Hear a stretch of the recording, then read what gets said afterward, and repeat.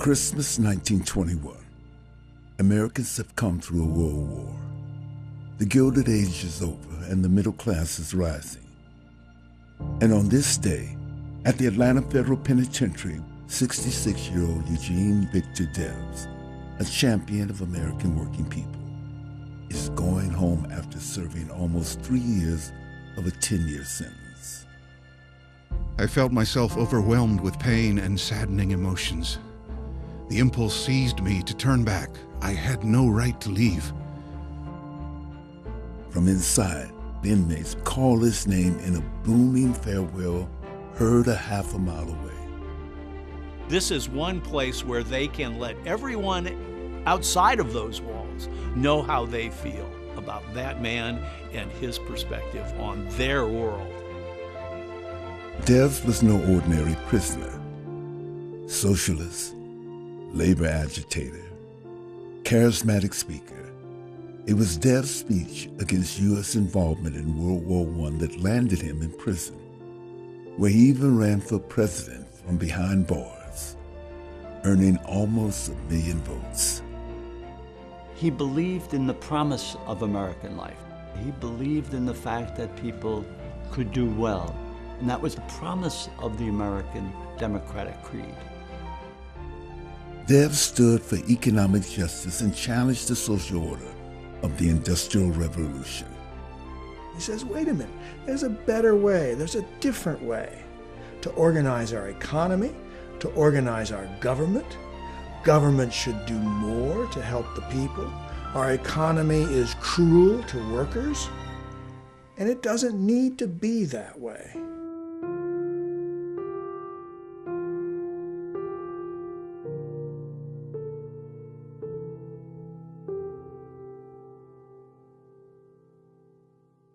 The revolutionist, Eugene V. Debs, was made possible through the generous support of the William Craig and Tanine Dobbs Charitable Foundation, Amalgamated Bank, Amalgamated Life Insurance Company, SMART, International Association of Sheet Metal, Air, Rail, and Transportation Workers, Local Union Number 20, Indianapolis, the Michael and Amy Sullivan Family Foundation, and Ulico Incorporated.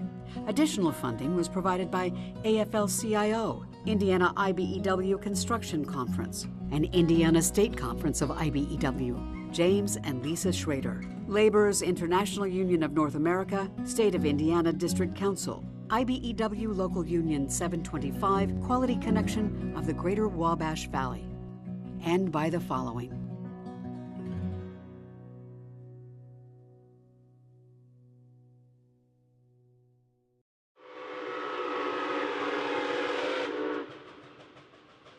Eugene V. Debs lived at a time when the Industrial Revolution was taking hold in the United States. I think he was part of the spirit of his age. The Civil War was something real to him. We're done with killing each other. We're done with exploration and going out to the West. The world is settled. Now let's make it better. The late 19th century is a period of immense wealth for a few. Men like Rockefeller and Carnegie and others who become very, very wealthy, and they're honored and they're respected. And many Americans think they lifted themselves up by their bootstraps, they deserved their money, and those who didn't make money got what they deserved too. But at the same time, there was no social safety network that we're used to today, very little regulation of capitalist expansion as it was going on. And so many people were extremely vulnerable. And the rich not only were getting much richer, but they also were using that power in order to disenfranchise and to essentially control the political system. And increasingly people came to worry that this concentration of wealth was undermining American democracy, that citizens should be equal regardless of their social status, which was, sort of the basis of American democracy, was no longer true and no longer possible.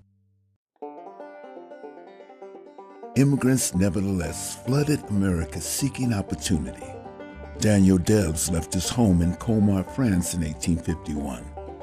Marguerite Daisy Debs later joined him, and together they settled in Terre Haute, Indiana. still a frontier town. And in this little house, Eugene Victor Debs was born in 1855 and named for his parents' favorite French authors, Victor Hugo and Eugene Sue.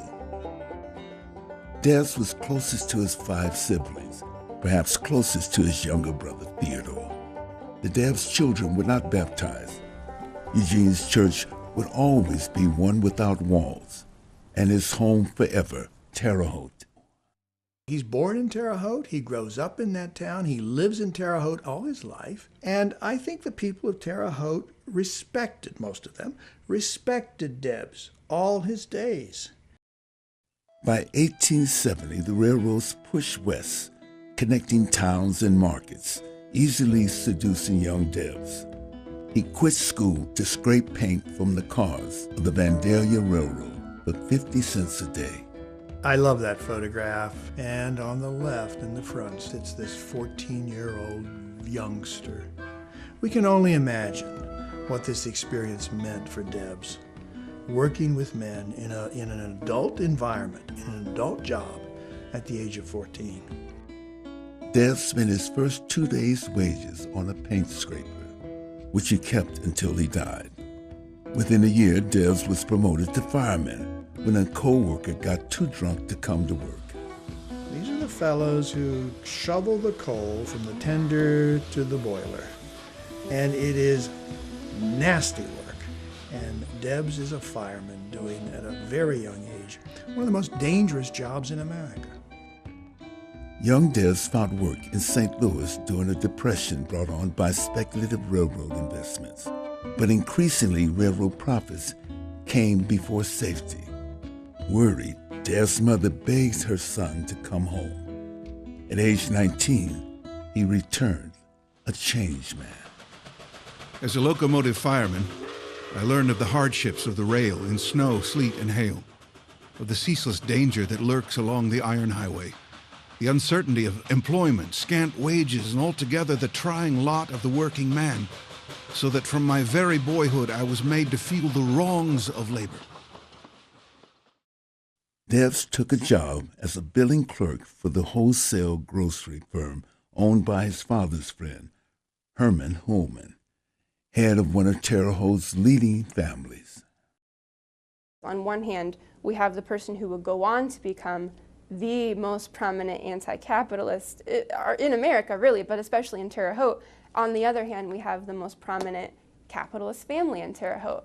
But perhaps a sign of Debs' really remarkable ability to reach across different political or social lines and forge friendships in unexpected places. Debs worked by day, educated himself by night. He became a co-founder of the Occidental Literary Club, where he first heard the orations of abolitionist Wendell Phillips, the agnostic Robert Ingersoll, and social reformer Susan B. Anthony. The Hoosier poet James Whitcomb Riley made regular visits and became Debs' lifelong friend. Debs continued to work at Holman's, keeping track of everything in the grocery warehouse, and he hated it. So when the Brotherhood of Locomotive Firemen formed a lodge in Terre Haute, Gene volunteered in his spare time to recruit members. Gene wasn't even working as a fireman at that point. He had just missed maybe the camaraderie of working on the rails with his fellow workers. The Brotherhood was a way for him to stay connected. The Brotherhood of Locomotive Firemen was a craft union, similar to European guilds. Membership was generally white and exclusive to those with specific skills. All through the 19th century, labor was trying to make the case that they were just as respectable as their bosses. And so they were looking for ways to demonstrate that they were committed to the sort of Victorian values of temperance and sobriety, and they were not dangerous radicals. Employers had expectations of workers. I mean, above all, they needed the sweat of their brow. They needed their labor. But they also expected that they behaved in appropriate ways. We want godly young men to work for us. Being godly meant following the rules. And as Debs moved into full-time union leadership, he stood firmly against strikes. Does the Brotherhood encourage strikers? To this question, we must emphatically answer no, brothers. To disregard the laws which govern our land, to destroy the last vestige of order, to stain our hands with the crimson blood of our fellow human beings, we again say no, 1,000 times no. Debs was formally against striking, but in practice, there was no alternative to strike. If an employer wouldn't listen to you, you could only bring your labor power to bear. Railroad speculating and recession brought deep wage cuts to rail workers in 1877. The Great Train Strike lasted 45 days and even united white and black working men. But in the end, attempts to break the strike resulted in rioting and mass destruction. More rail strikes would follow with the same results. He sees that the workers who are on strike are not asking for something that's ridiculous or outlandish. They're really being treated badly. It begins to put the seed in his mind that maybe it's time to start looking a little more broadly. Debs began to think that a fair system might only come through government, so he decided to run for office. Some would start calling him the blue-eyed boy of destiny because he was on a fast boat to respectability, and he was not particularly upset about that. Debs served as Terre Haute city clerk. Voters sent him to the Indiana General Assembly, where he supported equality for women and minorities. He sponsored a workers' compensation bill. All failed, and Eugene Debs came home appalled by the chicanery and vote trading. There's a certain innocence about Debs. In part, that assembly experience was a bit of a disillusionment. And he comes back from that one term and decides he's not going to run for office again. He's going to find another way. At 30, Eugene Debs was considered a catch. On the way up, maybe on his way to Congress. He was handsome, articulate, and always polite, more interested in ideas than dating. Then he met 28-year-old Catherine Metzel. But I always have the impression she was the smartest girl in class. I'm sure they both had opportunities to marry earlier, but they wanted that intellectual equal. Jean and Kate married at dawn, June 9, 1885. Immediately, Debs was on the road, working full-time, organizing and recruiting for the Brotherhood of Locomotive Firemen. Kate wanted a home, so they saved money to build an 8-room house. His critics in the capitalist press like to say that he lived in this giant mansion, that it had been built by scab labor, and if workers only knew what a rich lifestyle Debs was leading, that they would think differently about the whole thing, trying to paint this as a fraud. Kate and Jean intended to fill the house with children, but never had them. Jean would spend most of his time on the road, and the house would become Kate's domain. In the decade before 1890, industrial growth nearly doubled. New steam-powered ocean-going ships brought record numbers of immigrants to fill the labor pool. By the 1880s, we have the most immigrant workforce, people speaking different languages, and they're being recruited. At this time, Debs is thinking negatively about that. This is employers using their power to bring over immigrants, to undercut his fellow workers. But along the way, he begins to have this idea of embracing them. Workers generated the wealth, but lived and labored in terrible conditions with little hope of escaping poverty. More than 35,000 were killed each year on the job. Another 500,000 were injured. Legally, workers had no rights. It wasn't even the matter of whether you had a right to strike, it was whether you had a right to form a union, whether you had a right to have any negotiation with your employer after you had accepted that job. You were essentially binding yourself to that employer with no rights at all. But workers did strike. From the deadly Haymarket bombings to the massive Homestead strike against Carnegie Steel, there were hundreds of other walkouts, spontaneous riots, and violent confrontations. Unlike the small craft unions, the new industrial unions were inclusive. More members meant more leverage for better wages, working conditions, and an 8-hour workday. It involves all kinds of people. It is a way of, in fact, incorporating and, if you will, integrating African American workers with white and European immigrant workers into a single interest group that debates and contests capitalist power. In 1893, after 17 years of service, Eugene Debs resigned from the Brotherhood of Locomotive Firemen and formed the American Railway Union, an industrialized union for all rail workers. As its new leader, he was now in favor of strikes.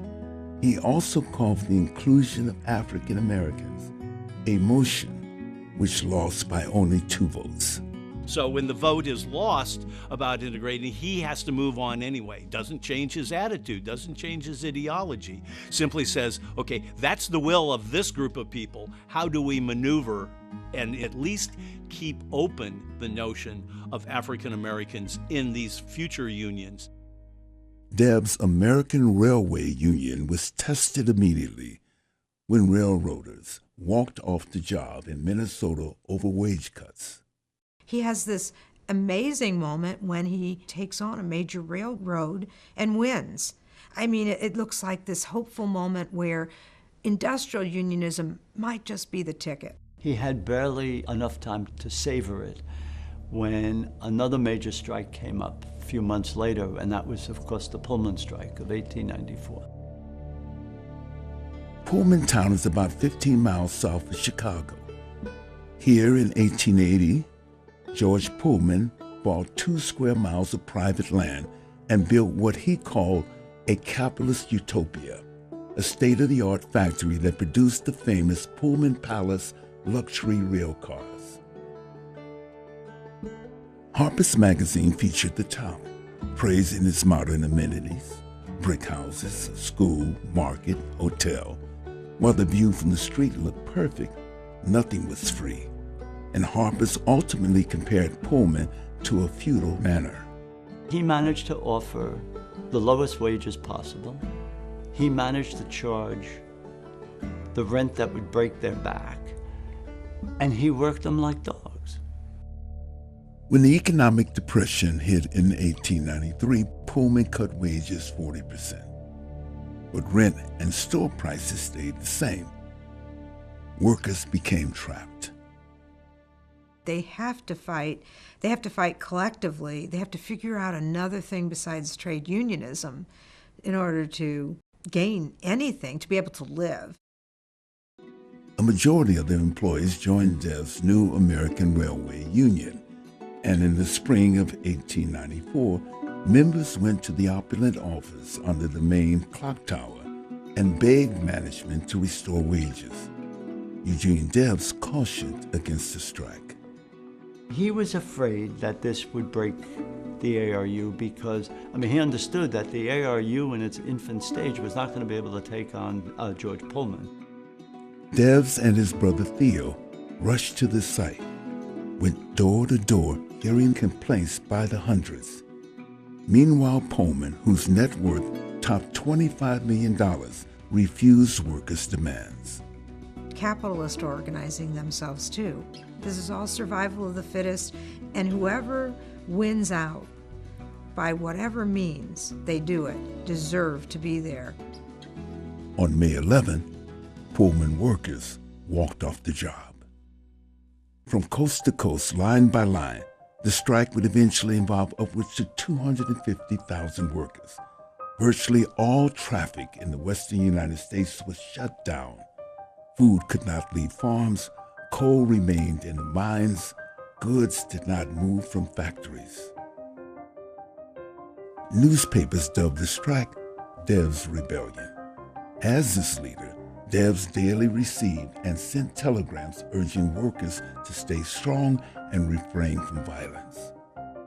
The paternalism of Pullman is the same as the self-interest of a slaveholder in his human chattels. You are striking to avert slavery and degradation. Debs is feeling pretty optimistic at this point. Even given his doubts and the doubts of others at first, they're beginning to feel that maybe this is going to happen. On July 4th, 1894, not 2 weeks into the strike, Debs woke up to the sound of military marching in the streets. These were not local militia. President Grover Cleveland ordered in 3 regiments of regular Army soldiers. The same forces that are fighting Native Americans in the West are being brought to the cities and being told to think of them as these immigrant savages who don't deserve respect. Not many people think this is very fair, at least at the early part. The only way that they pull it off is when violence starts to occur, and the newspapers can blame the unions for that violence unilaterally. Debs had ordered workers to keep away from the yards. Still, there were bloody collisions as the troops penetrated ARU blockades. There were countless injuries, and at least 30 were killed nationwide. It's King Debs, you know.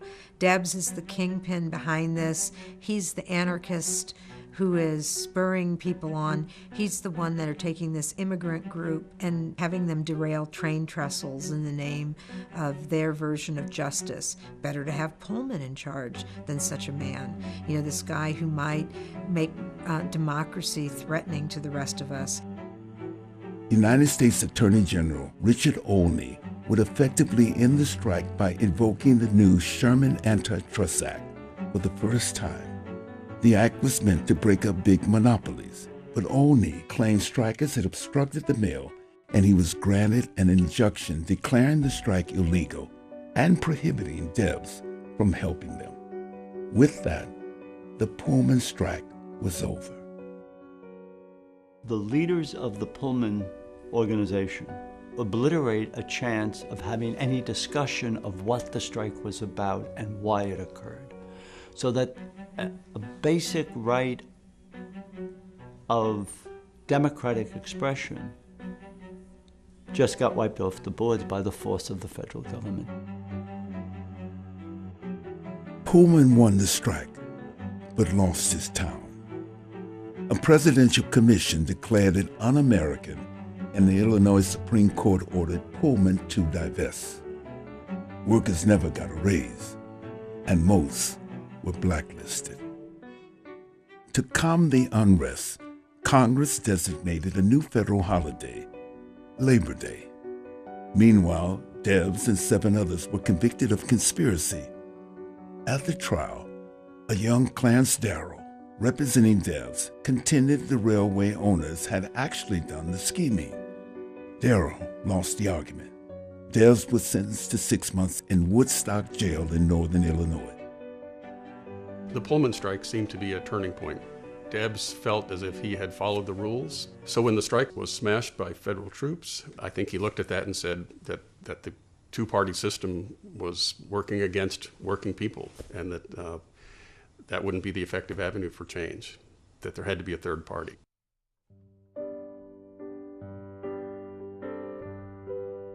Today, Woodstock, Illinois remains an idyllic rural community, the county seat. Next to the courthouse, in the back of what was Sheriff George Ecker's home, the jail still is intact. I'm in the very best of health and spirit. We are in the best jail in the state, and we eat with the sheriff's family, sleep in clean, comfortable beds, lots of room, and everything we care for. Can you believe it? Daily, Debs received visitors in the sheriff's living room, including Nellie Bly, a soft-spoken New York reporter famous for her trip around the world in 72 days.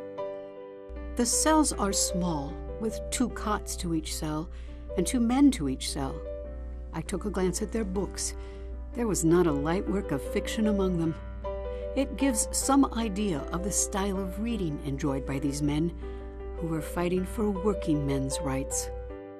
Well, the story goes that Victor Berger, the socialist from Wisconsin, snuck a copy of Das Kapital into the jail cell and left that with him, and that Debs spent the time reading this, and this opened his eyes. Not everybody thinks that actually happened. I mean, he was really not as interested in Karl Marx or in European theory about socialism as he was about socialism as a political tradition in the American grain. He never jettisons that fundamental commitment to that small d democratic world that he sees being destroyed, not only by the corporations' actions, but indeed by their collusion with the federal government. On November 22nd, 1895, Eugene Debs packed his books and said his goodbyes. Debs comes out of jail refreshed, his mind filled with ideas, his heart filled with hope. He comes out of jail after the Pullman Strike and begins to move toward an active leadership position in labor unions, in politics, and in socialism. In Chicago, near what is now the Art Institute, Debs found himself suddenly in the national spotlight. 100,000 supporters jammed the station hoping to hear the man who had stood up against the powerful railroads. He shares some of his deepest beliefs about the nature of democracy, about the promise of American life, and the failure of our leaders to work towards those goals.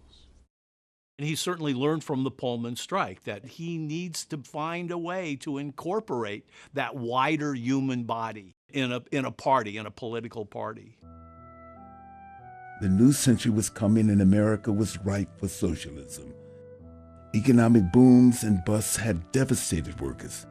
Most no longer worked the land. Rather, for the first time, the majority of workers were entirely dependent on employment. As people who believed in American democracy with every fiber of their being, they had seen the rise of the industrial barons. They'd seen the rise of cities that were terribly ugly, terribly dirty, and they felt their America was being taken away from them. Eugene Debs made it official in 1897. He was a socialist. I am for socialism because I am for humanity. We have been cursed with the reign of gold long enough. In a time before radio and television, people thirsty for hope rushed to hear the tall and lanky Hoosier who spoke with his hands and from his heart. And he did have an enormous power to make this socialist vision seem real to thousands and thousands of people. Many of them were converted by his message. In theaters and train stations across the country, Debs denounced child labor, racist Jim Crow laws, and wage slavery. I am not a labor leader. I do not want you to follow me or anyone else. If you are looking for a Moses to lead you out of this capitalist wilderness, you will stay right where you are. I would not lead you into the promised land if I could, because if I led you in, someone else would lead you out. At the turn of the 20th century, America hosted a daunting range of socialist beliefs, from the German labor activists to anarchists to Christian community builders. Theirs was a crusade against corrupt political bosses and robber barons. One of the things that Debs always maintained was, as he grew, but even earlier on, I would maintain his sense of moral fiber, having a moral code. He was always able to maintain that and convince others or show others that they could trust him. Christian socialists had invented a catchy phrase, "What would Jesus do?" They changed it to, "What would Debs do?" in an effort to persuade Debs to run for president. Leading up to the 1900 election, Debs had refused the nomination unless faction groups agreed to a common platform. Because to him, yeah, there was that form of socialism, and syndicalism, and IWW wobbly stuff. It's all socialism to him. It's all the vision of a better world. Debs united the party and won the nomination. Emerging with a purely American platform, they called it Debsian socialism. If you look at Debs's platforms for his presidential campaigns, most of that stuff that they saw there that was socialist is stuff that we take for granted today. The 40-hour work week, child labor laws, the right to unionize. Many of his policies are directed toward solutions, toward methods that today seem almost no-brainers. Debs received just over 80,000 votes. He never expected to win, just to raise Americans' consciousness. After 1901, 1902, he starts talking about who was left out of the Constitution. He points out, because of his socialist belief, you remember who wasn't there? African Americans didn't get a seat at that table. Workers didn't get a seat at that table. Women didn't get a seat at that table. What Debs continues to come back to as he evolves into a much broader vision of humanity, of the broad humanness of individuals and their absolute equality at that level, and the necessity to find social ways of implementing that vision. In 1903, Debs published an iconic statement about race and gender, calling for one nation united only by class. One thing that's really interesting about the essay in 1903 is he repeatedly says, it's actually black people who are stronger than white people. If it weren't for black workers, the South would be dying right now, right? So he's saying, these people don't need our help. They actually need solidarity. And that's the thing that I think often gets misinterpreted with that statement. He says to people, you can't help that you were raised with this doctrine, but socialism should force you to confront it. You will see that everybody is equal, and we have to believe in their potential. He was willing to be open about how tactically the Socialist Party at that stage in their development had to operate. Because remember, had he come out directly and said at that point, we want to encompass all Americans, he would have lost an immense amount of support from white workers. And that's simply that is the unpleasant truth. These were years of great labor walkouts, from the textile workers on the East Coast to the coal miners in Colorado. Labor leaders such as Mother Jones and Big Bill Haywood supported Debs and the formation of the Industrial Workers of the World. IWW was open to all workers, regardless of skills, race, or gender. I'm opposing a social order in which it is possible for one man who does absolutely nothing that is useful to amass a fortune of hundreds of millions of dollars, while millions of men and women who work all the days of their lives secure barely enough for a wretched existence. When Debs ran again for president in 1904, his votes quadrupled. The socialist reform movement also attracted some of the most notable figures in America. These were the people who were the rebels against the system in a lot of different ways. They were the great artists and writers and painters of the day. People like Jack London or Upton Sinclair or Carl Sandburg, Max Eastman and all of the artists behind the great magazine The Masses out of Greenwich Village. Helen Keller was dyed-in-the-wool socialist. Many intellectuals and thinkers at the time were drawn to this movement. Over 1 million people read socialist newspapers, which were granted second-class mailing rates on the grounds that they spread knowledge. In Little Girard, Kansas, Debs edited The Appeal to Reason, the nation's largest weekly socialist paper, in which Upton St. Clair's The Jungle first debuted as a serial. Readers formed the Appeal Army. They got subscribers and they got votes. I mean, that was a central part of his life. That was part of building a political framework for the base. And it was part of getting the vote out. In 1908, states were beginning to pass laws to improve working conditions, and Debs ran for president again, this time aboard the Red Special.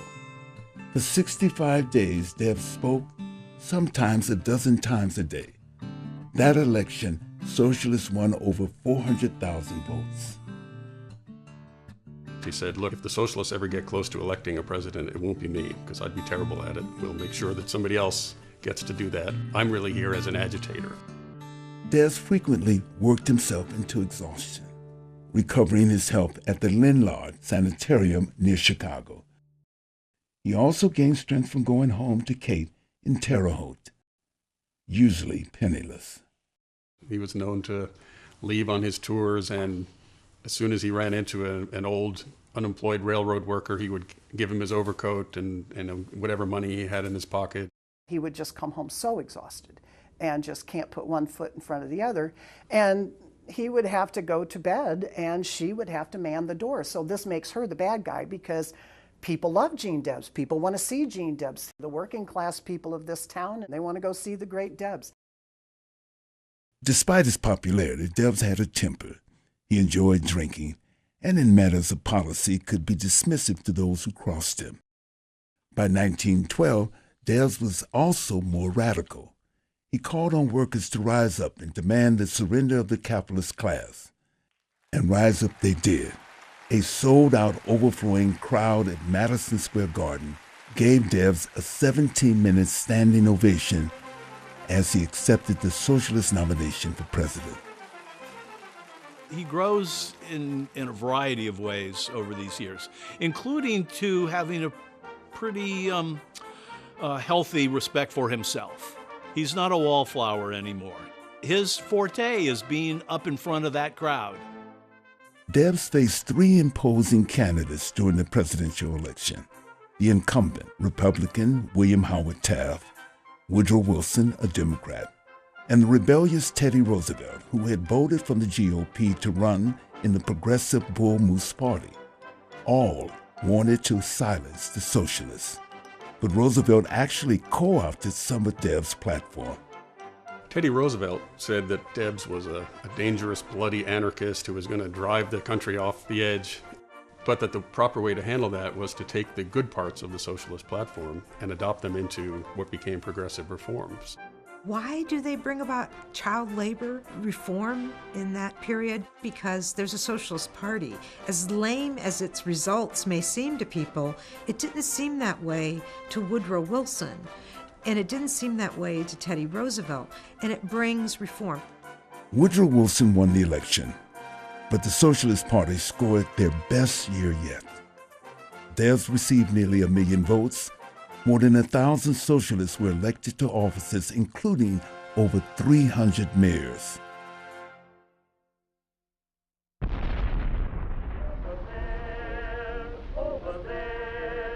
Across the Atlantic, political tensions exploded into war in 1914. World War I would be the most technologically advanced war to date, fought with weapons created for mass casualties in an industrial age. Many Americans, especially socialists and new immigrants, were against joining the fight. We're coming over, and we won't come back till it's over there. What made the socialists dangerous was that they were the best organized. They had an elaborate press. They had this very charismatic speaker in Eugene Debs. They understood how to get out the vote. And as soon as the war broke out, 2 days after the war declaration, the socialists gathered in St. Louis and said, we are devoted to doing everything we possibly can to protesting this war and to protesting the draft. The working men of America have but to stand up like men, and in the commanding voice of their class, in the eternal glory of their cause, proclaim the fiat of civilization and humanity. Let there be peace. President Wilson had pledged neutrality, but Germans were now sinking ships in the Atlantic. There was a mounting fear that the Bolshevik Revolution in America was imminent. Woodrow Wilson aimed to silence all protesters and get the troops to the front. The United States was deeply unprepared for war. Even though they saw it coming and there was some effort at preparedness, suddenly the United States needed to recruit, train, and equip ultimately 4 million men, build the ships in order to get them across the Atlantic, and they had to do it very quickly because the war was clearly at a crisis point. A week after declaring war, Wilson created the Committee on Public Information. George Creel, a progressive journalist, went out and hired the very best historians, artists, writers he could find, and put them all to work churning out propaganda. Really the first mass orchestrated propaganda campaign in the United States in order to whip up hatred of the Germans and also enthusiasm for the Allies. In 1917, Congress passed the Espionage Act, which made it a felony to do anything to resist the war effort. Questioning that war was a very, very risky thing to do. And lots of people were reprimanded, chastised, lost jobs because they did not appear to be 100% behind this war. Attorney General A. Mitchell Palmer and his 24-year-old assistant, J. Edgar Hoover, used the new laws to shut down newspapers and deport immigrants tied to agitation. In what became known as the Palmer Raids, thousands of American citizens were arrested without warrants.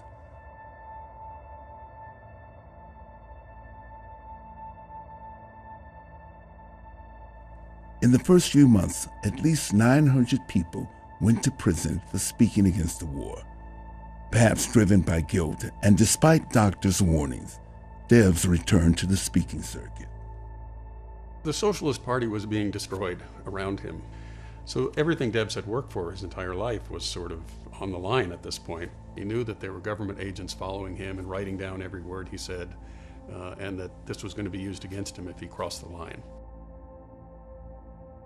June 16, 1918, on a sweltering hot day, Eugene Debs stood on a modest platform and looked out on a crowd of about 1,000 socialists gathered in Canton, Ohio. With great power, Debs began. I may not be able to say all that I think, but I am not going to say anything that I do not think. I would rather 1,000 times be a free soul in jail than to be a sycophant and a coward in the streets. He was just simply looking to get back in the fray and to be back in the public eye again and to give a speech again. And he's talking very clearly against the administration and all of that, but he's also doing it as a way of trying to uphold some sense of who we are as a people. Debs never criticized the government directly. Only once, Debs spoke about the war. They're continually talking about your patriotic duty. It is not their, but your patriotic duty that they are concerned about. There is a decided difference. Their patriotic duty never takes them to the firing line or chucks them into the trenches. Yours is not the reason why, yours but to do and die. Debs' speech lasted 2 hours. The next day, headlines across the country declared, "Debs wakes up." Within a week, he was arrested in Cleveland, charged with 10 counts of violating the Espionage Act. Newspapers called him the most dangerous man in America. He didn't mind seeming dangerous to people, I think. That was part of his sense of himself. He wanted to be dangerous. I mean, he felt like the system needed drastic change, and if people thought he was dangerous, so be it. A few months later, on September 9, 1918, Debs was tried in what is now the Howard Metzenbaum U.S. Federal Courthouse in Cleveland, Ohio. The trial is happening really at the most crucial moment for American involvement in the culmination of the war. So there's battlefield news every single day, young boys of Cleveland dying on the fields of France. So it's that environment that Debs is coming into. You know, they promised to be fair, but Debs clearly recognized that the jury was going to be against him. The government called only a dozen witnesses. After 2 days, the prosecution rested. The defense presented no evidence, called no witnesses. Instead, Debs chose to make the closing argument. Your Honor, years ago I recognized my kinship with all living beings, and I made up my mind that I was not one bit better than the meanest on earth. I said then, and I say now, that while there is a lower class, I am in it. And while there is a criminal element, I am of it. And while there is a soul in prison, I am not free. He made a powerful speech that included an argument, basically said, I shouldn't be on trial here. We actually should be putting the government on trial. And the Espionage Act is a violation of basic First Amendment rights. And that's what this trial really should be about. The jury found Debs guilty on 3 counts, ruling he had tried to obstruct the draft. He was sentenced to 10 years. The decision was appealed to the Supreme Court, where Oliver Wendell Holmes wrote the opinion that sent Debs to prison. His argument was that context matters, that the First Amendment means one thing in times of peace and another thing in times of war, and that when the country feels like it's faced with a national crisis, people have to give up their free speech rights on behalf of the majority. There are many who said he got exactly what he deserves. He's a traitor, he's not patriotic, etc. And others supported him very strongly.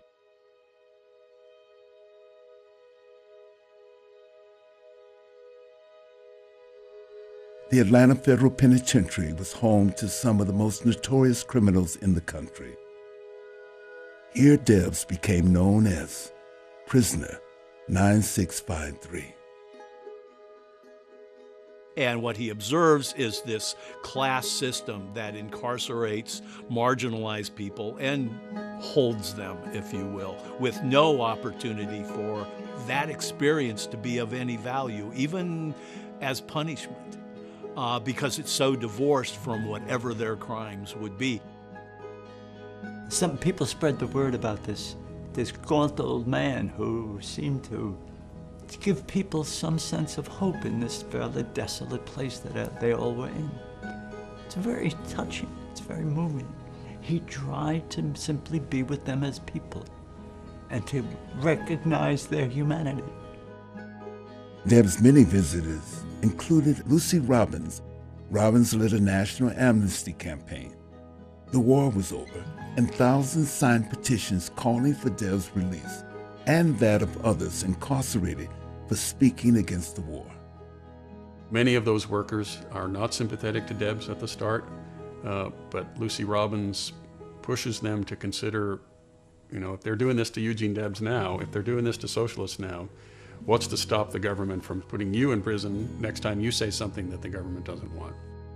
The amnesty campaign got support from Samuel Gompers, Helen Keller, and Clarence Darrow.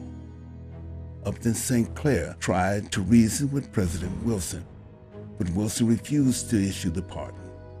From prison, Debs watched as discord between socialists and the now violent Bolsheviks divided the American Socialist Party. When it was time to pick a presidential candidate, once again the party looked to Debs for unification, nominating him again to run for president from prison. Usually you put somebody away in prison for 3 years, they disappear from public view. By being in prison, he actually raised an incredible national conversation about free speech in wartime. And it struck me that this was one of those moments in American history that are so exciting when the jail cell becomes kind of the moral high ground. They called it the jailhouse to the White House campaign.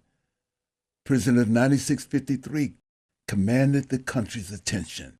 Debs could not give speeches, but was allowed a weekly press release. On Election Day, Debs received almost 1 million votes, but his fate and the election belonged to Warren G. Harding. Increasingly, there was pressure to let Debs out on one side.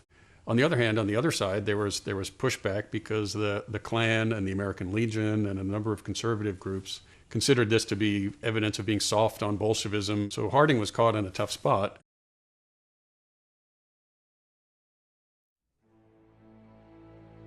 A few days before Christmas in 1921, Harding commuted Debs' sentence. The movie cameras are rolling to capture this moment. Everybody knew this was something that the whole country had been embroiled in for 2.5 years. The warden had let the prisoners essentially out of their cells so that they could press against the front windows to watch Debs leave, and they gave him this roaring ovation that apparently could be heard a half mile away. Debs hears this, he turns, tears streaming down his face, he raises his hat and waves to them, and he describes this later as the greatest moment of his long political career.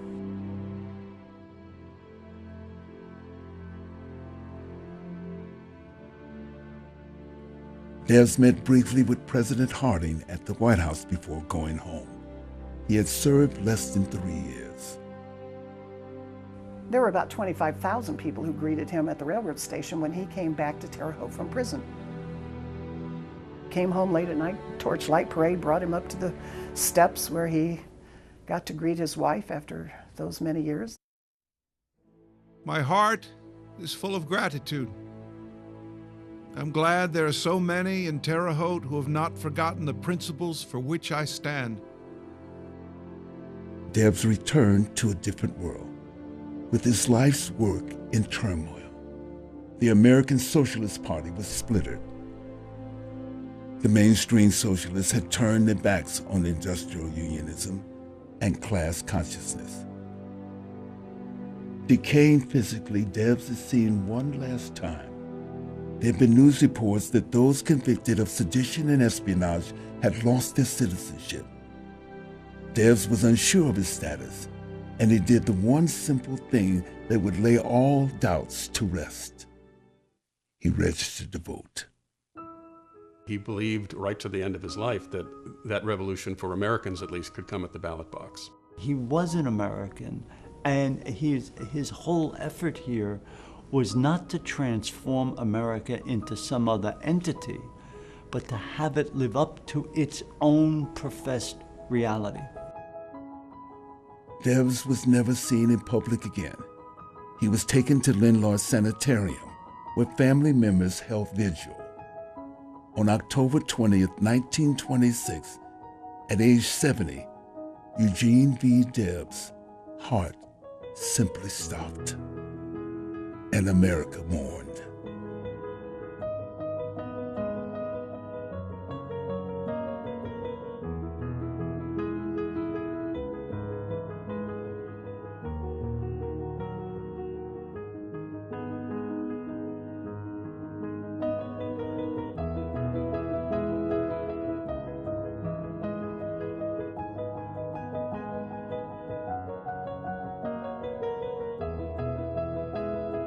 At least 8,000 gathered outside Debs' home in Terre Haute. His neighbors and fellow citizens may have disagreed with his politics, but they abundantly honored his life. I want people to know that this man existed in this little town of Terre Haute. You can be born in a regular town and you can make the difference in millions of people's lives, because millions of people were touched by Gene Debs, and his message still resonates today.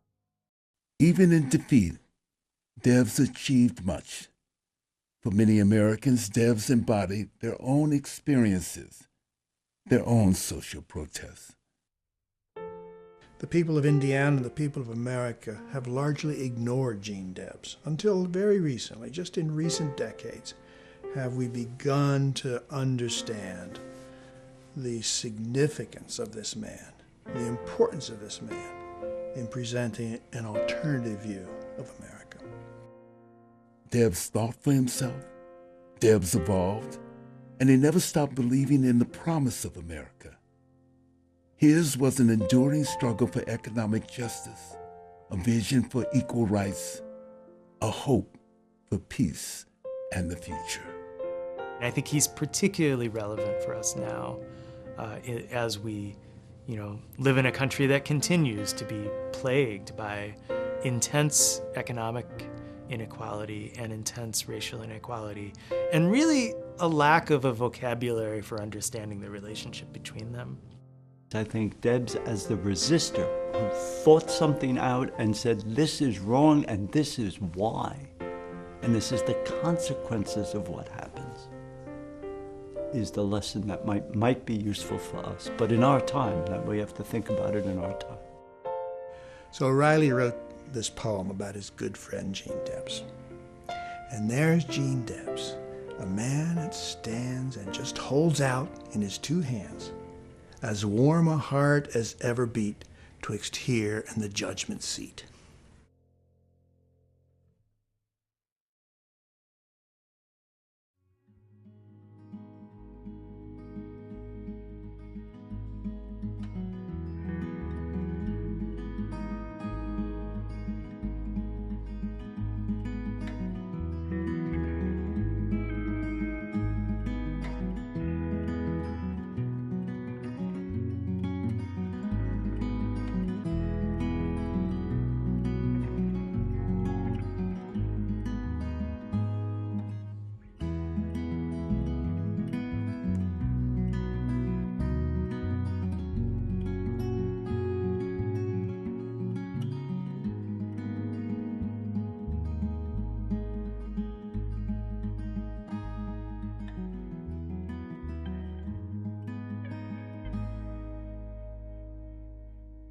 The revolutionist, Eugene V. Debs, was made possible through the generous support of the William Craig and Tanine Dobbs Charitable Foundation, Amalgamated Bank, Amalgamated Life Insurance Company, SMART, International Association of Sheet Metal, Air, Rail, and Transportation Workers, Local Union Number 20, Indianapolis, the Michael and Amy Sullivan Family Foundation, and Ulico Incorporated.